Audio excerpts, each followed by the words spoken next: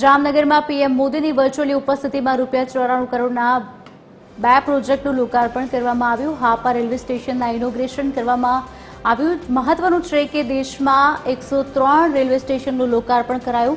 સાંસદ પૂનમ માડમે જણાવ્યું કે દેશમાં માળખાકીય સુવિધાઓમાં વધારો થઈ રહ્યો છે, વિકસિત ભારત બની રહ્યું છે।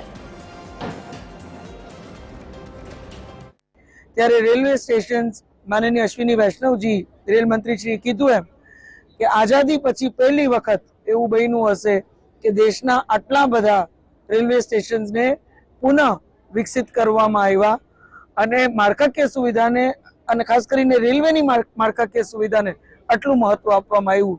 ત્યારે જામનગર સંસદીય ક્ષેત્રના આજે જે 6 પુનઃનિર્મિત સ્ટેશનોનું લોકાર્પણ થયું, તો આપ સૌના માધ્યમથી હું જામનગર સંસદીય ક્ષેત્રના સર્વે નાગરિકોને ખૂબ ખૂબ અભિનંદન પાઠવું છું।